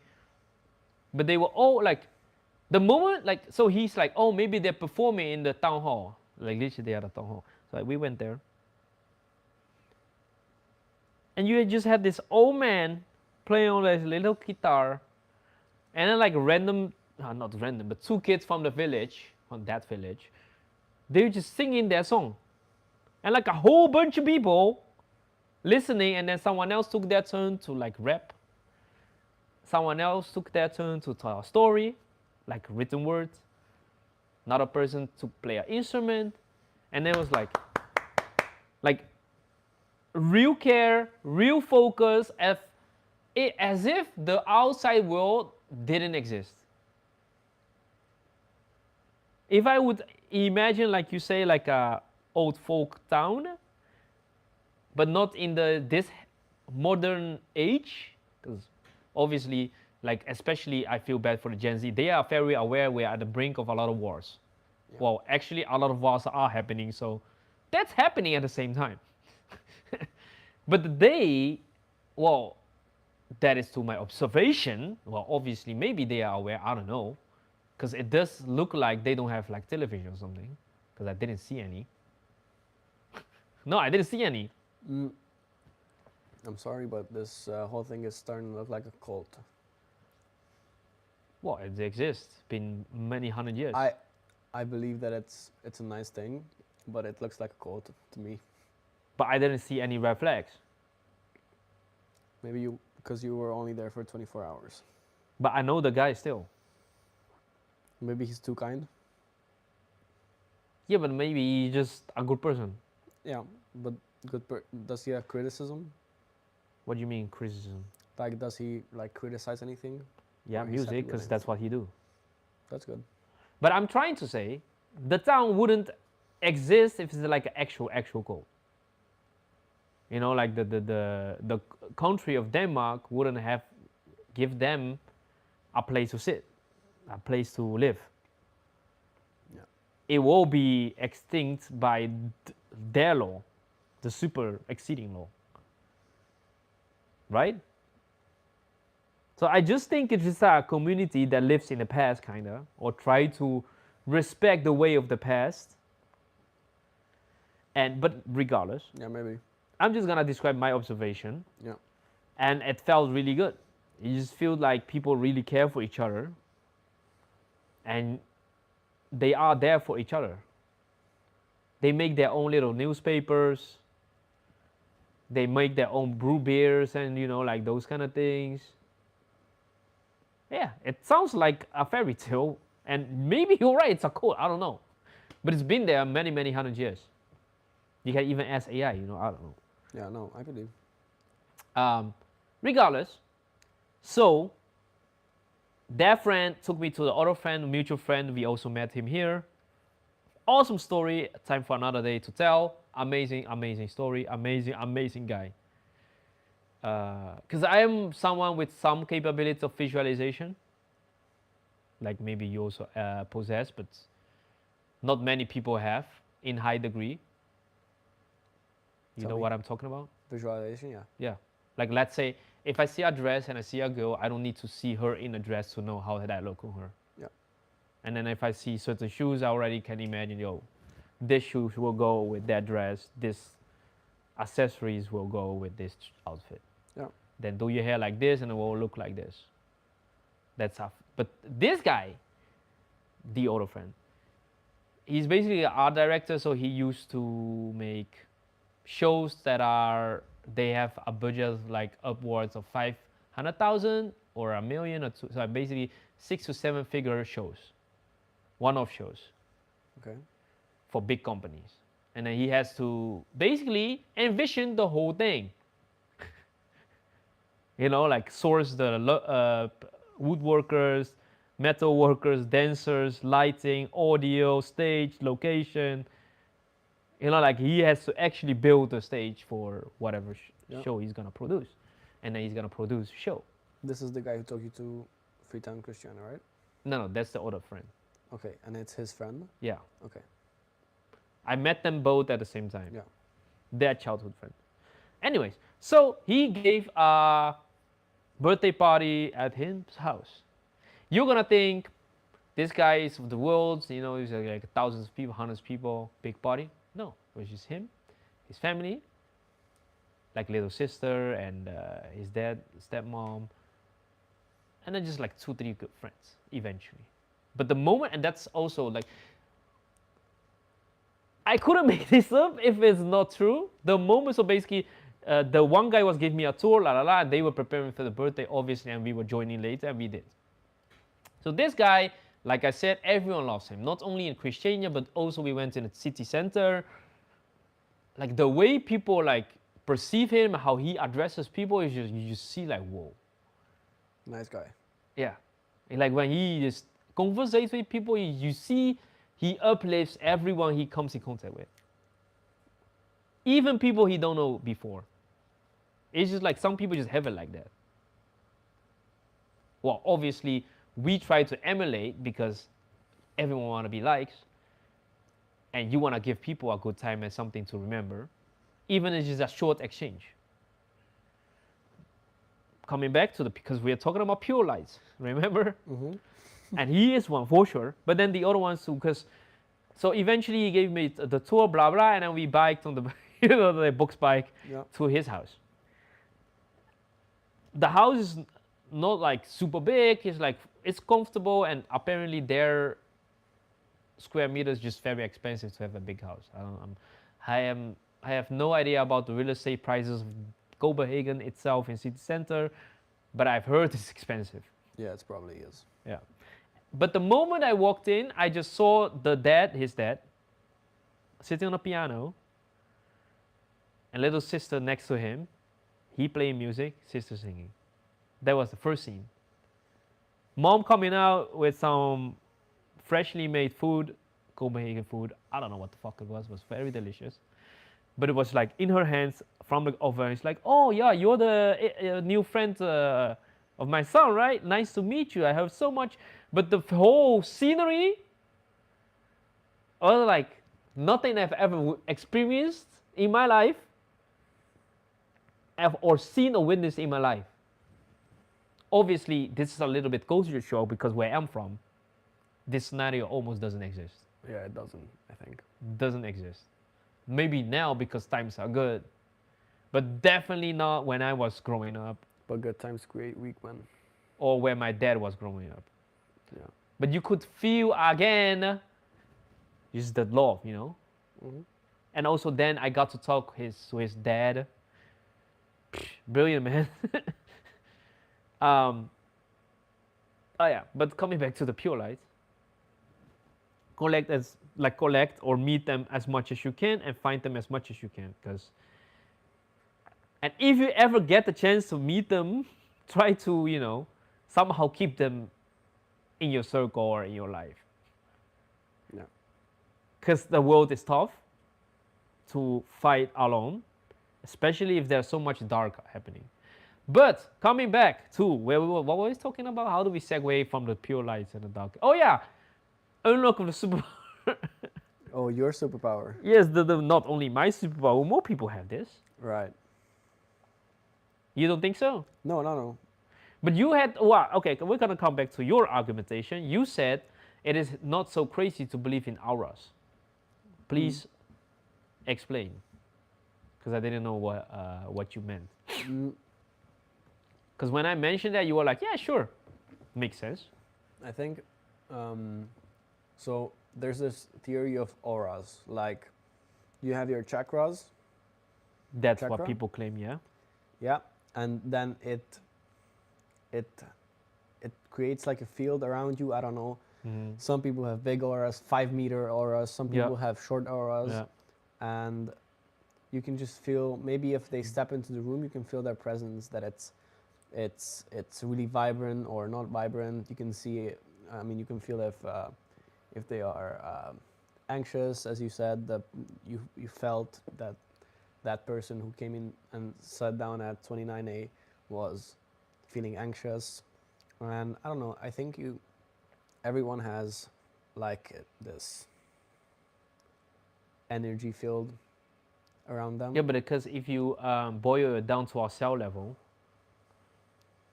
and you shine light through it, it's not solid. It's all vibrational energy. Which is funny, right? Because if it's solid, even this is not solid. Even this is not solid, yeah. Which is so funny, because then the simulation thing makes even more sense. Because it's not solid. If, like, is this even solid, you know? Yeah, but that's where... Or are we made to believe this is solid? That's where quantum physics come in, I think.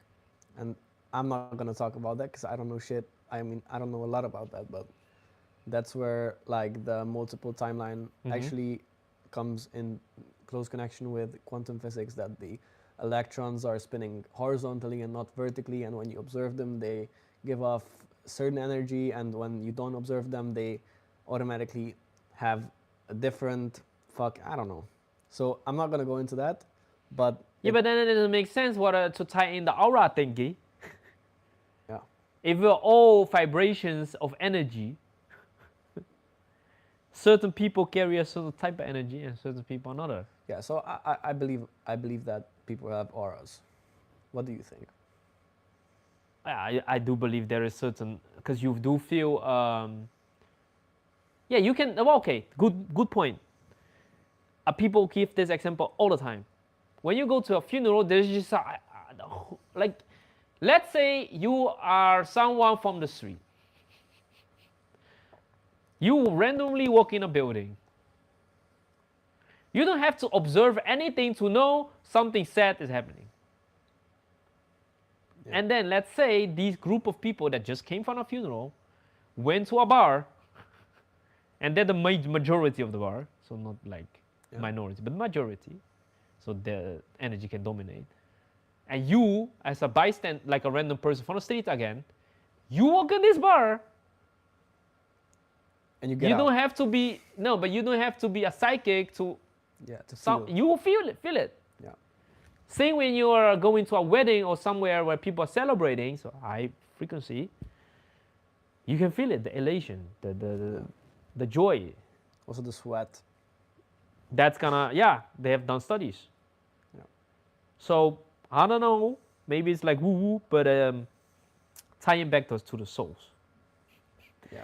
So these, the little examples I gave about my personal anecdotes, and I'm sure people that are watching, and you maybe eventually later will meet these people, I hope. Maybe they were just people from another life sent here by accident. Not sent here, but just by random serendipity, right? Because that's serendipity, the friend coming in. What if it's the world leader who sent them here from Jerusalem? What? Sorry, I'm tinfoil headed. Yeah. Okay.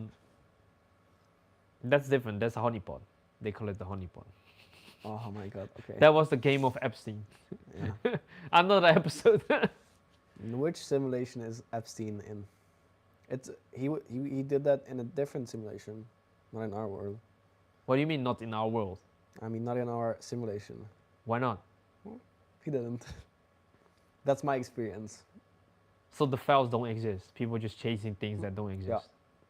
That's why they can release it, because they don't exist. Yes. And the name Epstein is not in there, but it's some random name. Yeah.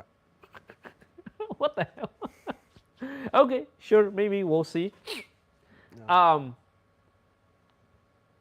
But those serendipity moments, maybe just those people that are just gonna course correct you a little bit, or to unlock certain talents, latent talents that are within you, that only can be awakened at certain situations or contexts. Are you aware, by the way, that everyone has them? What? Latent talents and skill sets. What's that? That's a theory of Jordan P. Oh, Peterson. latent. Latent, Yeah. yes, as dormant, sleep. Yeah. And only if you're pushed to that certain context and situation will that talent unlock. Example, let's say, well, coming back to the soul, you are a professional swimmer in your different avatar life, right? And then you go on a cruise trip, and somehow your little, well, not cruise trip, not like, what do you say, rowing. You go rowing with your friend. Okay. Both lopsides. You've never taken a fucking swimming lesson in your life. Somehow you know how to swim. But that's instinct. Is it though? Some people just drown. Yeah, but then they don't have that instinct. Yeah, but what is instinct? That instinct then? How? Yeah, why do you have it and someone else just That's drowns? why I'm saying. That's what I'm No, saying. but why do you get to get yourself and your friend to safety That's what I'm saying. without taking That's any your swimming instinct. lessons? Yeah. But the other person or the situation just drowns Yeah. because they don't know how to swim, and people drown when they don't know how to swim. That's basically what happens. It's been proven through time. Yeah. So how do you? But coming back to the latent skill set until you're pushed in these situations, and it sometimes could be a little social dynamic situations. Like in my case, I was put in this. Maybe it was kind of a trance I've been put in through the conversations through the night. that somehow my frontal lobe was more exposed to this, and maybe I'm made aware of the existence, and this is how I started to maybe make an effort to notice, and then by making effort to notice, I developed a noticing of it, and then later try to incorporate that in my arsenal of like basically observation of the world. Could be, I don't know. Could be. But all that to say that people maybe you have encountered before. Yeah.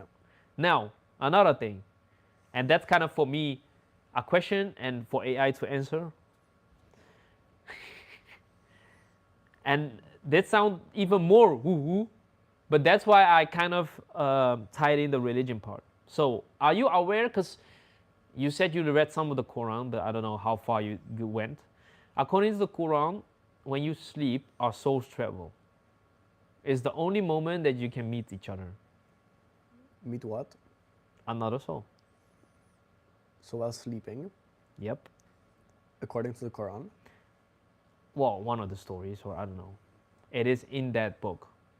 Somewhere that when you sleep, the souls have our ability to meet. Okay. As such AI. I don't want to be misquoting the Quran. Well, the thing. So, in the night journey, Yep. the Prophet Muhammad was taken from Mecca to Jerusalem, and then through the heavens. And it's a classical Islamic scholarship holds that this happened with both body and soul, not just soul projection. I don't know. Quran does describe the moving soul, the soul moving during sleep.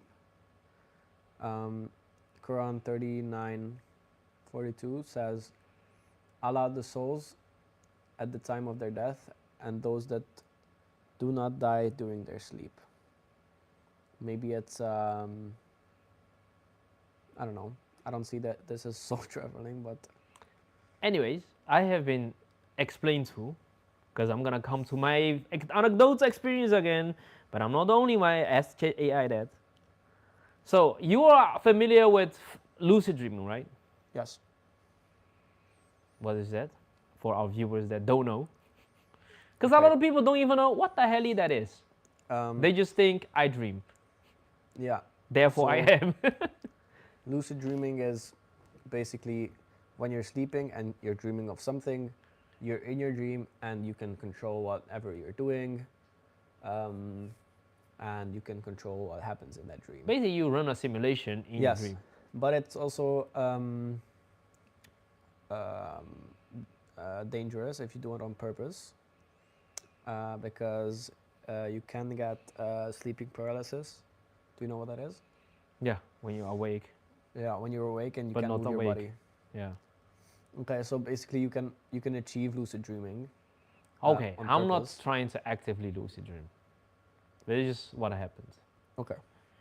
So, according to statistics, can you check how many people in the world experience lucid dreaming? Mm-hmm. I think it's one of the 5.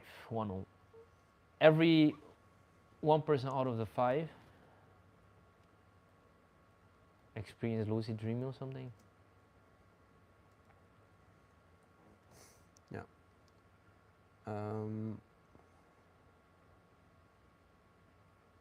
Well, they do they make a difference once in life or every month. After work chappings, internet. What's the percentage?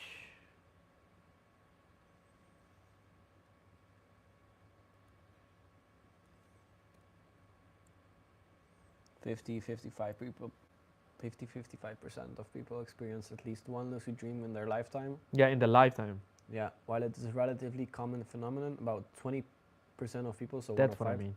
experience them on a monthly or more frequent basis. Frequently or weekly lucid dreamers are rare, estimated at roughly 1% of the population. By the way, I am one of them. Yeah, I assumed. Yeah. Okay, then have you heard of tactical dreaming? tactile dreaming. Tactile? Yeah. No.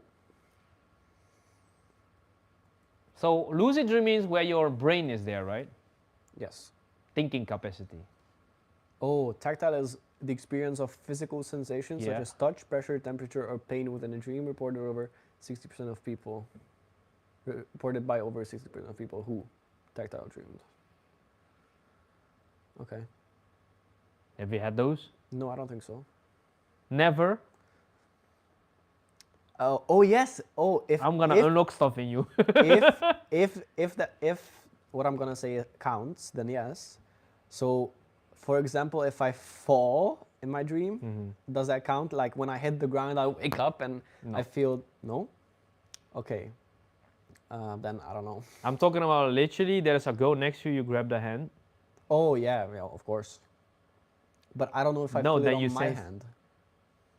You feel not. Okay, let's say she caresses your hand. What? She caresses your hand. Oh, okay. So if my girl is asleep next to me, No, no, or no, no, is no, awake no. next to me, what do you mean? You're dreaming about a girl, right? Okay. Okay, wait. You're in a relationship. Wrong example. Okay, I'm dreaming about my girl. What? Okay, no, that's a person you know. Okay, Okay. wait. Let's say you know her in your dream. Yeah. Do you feel that? Of course. No, and it's not of course, because usually people don't. Okay. See what I mean? Well then, Or do you smell stuff? Do you feel the warmth of the air, of the summer air? When it's the tall grass, when you feel the top of the tall grass, I don't know if it's do you get a sensation? something that happened to me, but I can't remember my dreams for the last 5 years or just That some is not good, some man. dreams. Some dreams I You can remember. doing do weed or something? What? Do you smoke weed or something? No, but I don't know why that is. 'Cause Your mind is being through journeys then. Well, anyways, let me get to the point. Yeah. So for the longest time, and this is from when I was a kid. Okay, a little bit fun fact about myself. I am very good with faces, especially if there's a beautiful face. I'm gonna remember. Like if I've seen you once, I'll forever remember. It's a thing. It's a thing. I know you're like making jokes behind the screen, but it's a thing. So if I would, let's say, dream about a certain person in my dream, and I could for sure say I've never encountered, I really haven't encountered. So it's gonna be two explanations, right? But how? Because then one explanation is my mind is rendering a whole new face and characteristic traits, so how they are, how they speak, tonality of voice, affection level, whatever it may be, right? It's gonna render a whole new thing without reference frames. Which is fine, like maybe I'm that smart, but I don't believe so. Could be. No, but that could be fun for 1, 2, 3 voices, but I'm at this point, we're at hundreds or more. Okay. Then another explanation, that's why we tie in whatever this stream is about. Because if it's just, let's say, you can really soul travel, let's say, so when we sleep, it's basically when you detach from avatar and Your you battery recharges. yeah, but you get to interact in another dimension, if you will, with the other players Yeah. that you kind of maybe already know from before. And then you can experience them as they are, because they come in with a full package of, how they are, how they behave, how they talk, how they are wired. Okay. That would for me also make sense. Two reasons, two explanations. One, full on rendered person with full on personality whatsoever, right? Like everything. Or, and that's why I can more stand behind, because it's so frequent that just a different person I meet from like way past. Okay. So what I'm trying to say is, for the longest time, I'm experiencing dates as if they were real. Are you? Literally. And that could be when I was in a relationship or I was dating other people. And these are girls I have never in my life ever seen before or met before or spoken before. and they feel hella real. In your dream? Yeah. The kiss, everything. The same, yes. Even if you have sex, it's literally not a wet dream, but you literally feel every sensation. Damn. No, it's crazy because sometimes I wake up and I tell, and my best friend knows this. Like, bro, I'm get so tired. Like, even especially when I was dating a girl, I'm like, bro, I get so tired. Like, it feels like I'm going through a like Rolodex of girls. Well, at the point I'm actually like busy with one, but in real life, but in my dreamscape, it feels like I'm on a fucking red, you know, those hamster wheels. Because it feels so real that it's like when I wake up, it's already like say let's say you didn't have sex for a long time, your libido will be higher, right? Kind of. How does that work? Yeah, higher, right? Your what? If you for a long time didn't have sex, your libido will be higher, right? Your what? Libido. Libido? Libido, yeah. Yeah. Yeah. Yeah. But I would wake up depleted. Okay. You know what I mean? Yeah. Where it usually would reset. Yeah. And I wouldn't have, like usually some guys usually want to hunt and hunt and hunt and hunt. So they can go on dates. But I never had that necessity because sometimes when I had those tactile dreams, it's not every single time. It's not predictable, it just happens. And it's just most of the time, let's say it's a street I really aware where I grew up, but different. Let's say there was this kind of trees that just, the leaves will fall off but never really color. In my dream, same trees, but it's all orange. Okay. They color, but they don't fall off. Yeah. But it's the same street. Okay. So in that same street, I'm thinking I'm going around the corner and there's another street and then right, maybe we have a baker, but then there is a speakeasy bar. Yeah. See, like Yeah, literally this is what I dream. I kid you not. But when I'm there, let's say I open, oh, it's not the, like I already expect a speakeasy bar. Yeah. And then I know like, oh, there's this stair there, we go there, and then so we can see the sun come down. Because what you do is more romantic. At this balcony, and when I go there, there's the balcony. And now the hot air comes in, or like whatever, autumn air. Yeah, but that's tactile and lucid, what you're talking about. Yeah, but explain this. No, I can't. No, Yeah. but with that simulation thingy, Yeah, we 'cause- can. Yeah. And 'Cause that's why no we one knows what's happening when we're asleep. Because your brain is a storyteller, like AI says as well. So it's two explanations, but I'm more now because thanks you, Candace Owens, selling that You're now woke. Charlie Kirk is a time traveler. What's the explanation behind that? This, you've seen it before. The simulation's been run before. Okay. He just downloaded in this avatar. No, literally, his consciousness, his soul is downloaded this avatar in another simulation. He's seen this happen. He already knew how he was gonna die. Da da da da da. Literally, this is the explanation what she gave. So everyone claims her to be crazy. Yeah, she is a bit crazy. Yeah, at that point I thought too, until I went down this fucking rabbit hole. I think you're still in the rabbit hole. I don't believe her. I don't think I'm a time traveler, but I couldn't explain these kind of things. Yeah. And for the longest time, I've asked a lot of people, even like religion, like how, what the fuck, why? My best friend can explain it because they are also people with high intellect and good memories. They don't never heard of anyone experiencing like this. Because they usually dream of people they know. They dream of people they have met. Even in brief passing. I'm talking about fresh face, everything. Yeah. Like voice, like I said, tonality, the way they kiss. Hey, this is not my volition, this is what happens. No, like you're laughing, but it's like a real life experience. Okay, I get it. At least it feels like. It's really weird. I'm not complaining, but it's really weird. Yeah, you shouldn't complain. No, I am not. But really weird, but this explains it. Yeah, it kind of does. Right? Then it's like, aha, obviously. Yeah. I'm just tapped into this, I guess. To the hive mind. Yeah, I don't know.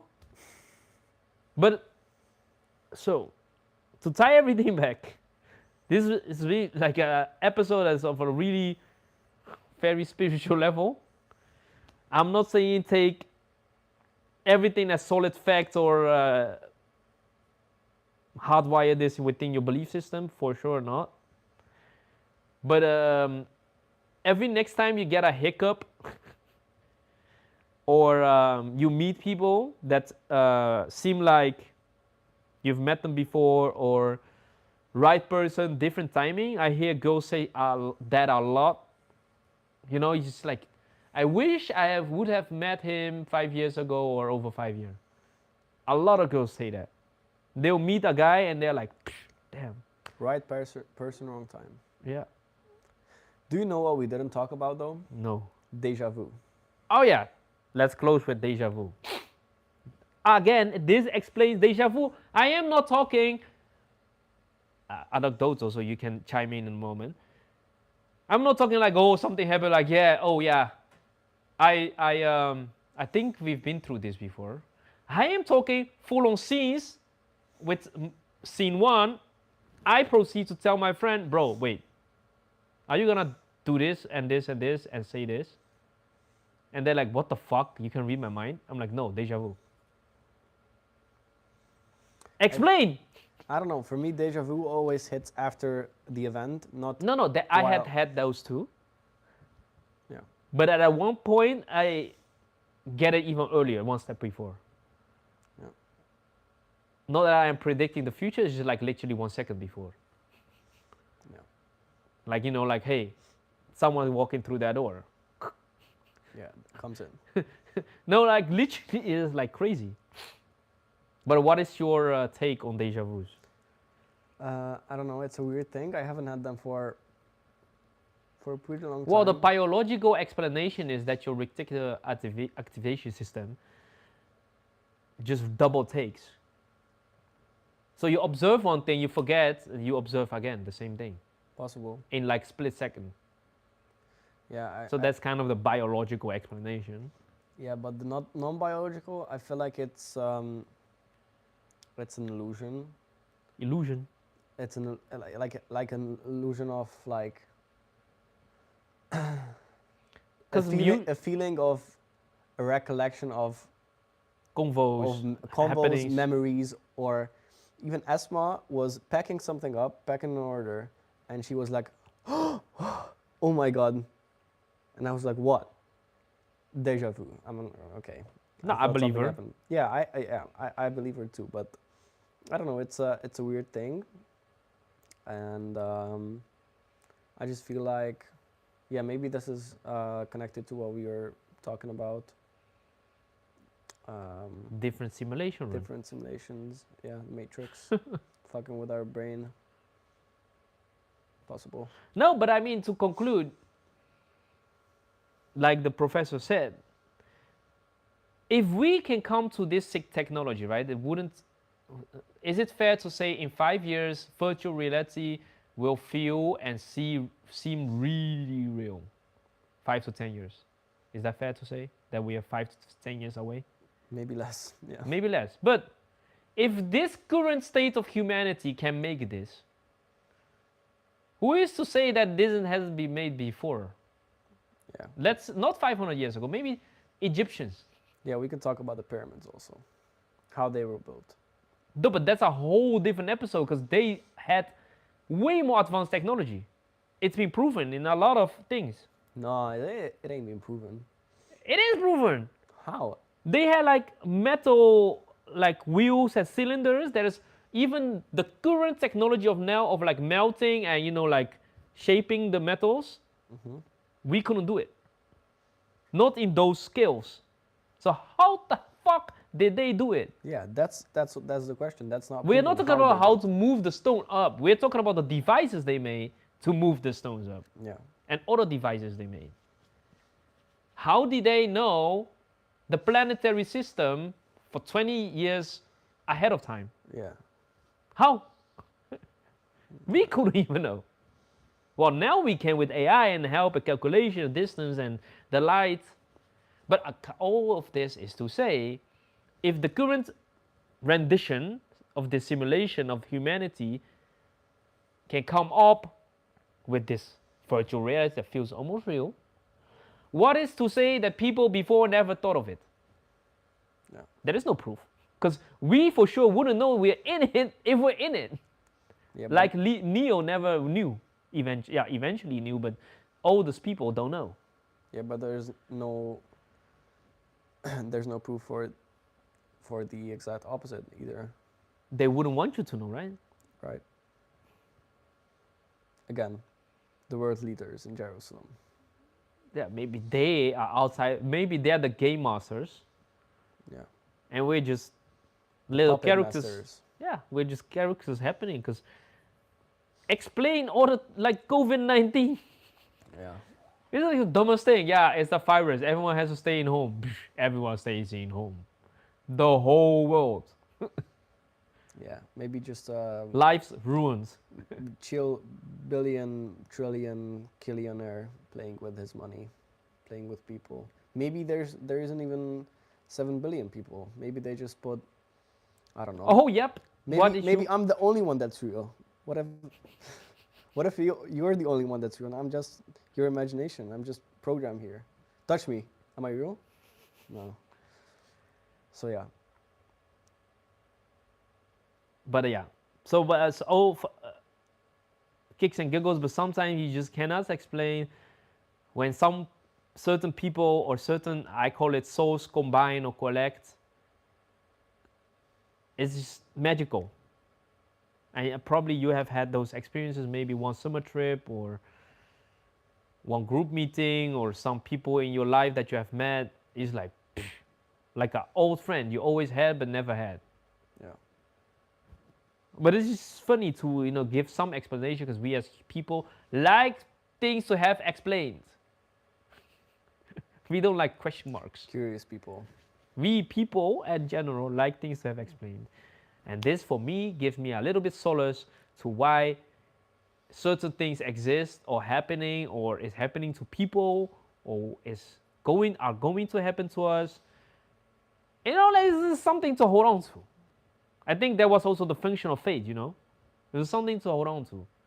And a lot of things add up. Eventually, you'll start to see the patterns and you're like, maybe there is some credence behind these theories. But well, it was a nice detour.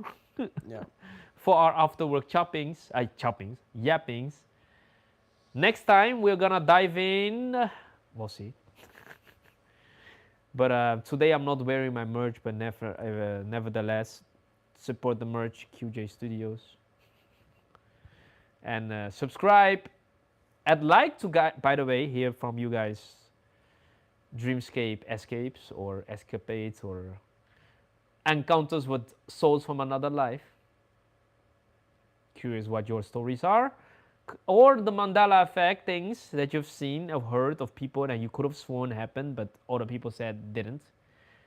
So again, thank you for watching. I hope our new guy did well. And see you to the next episode. Oh wait, you can close, right?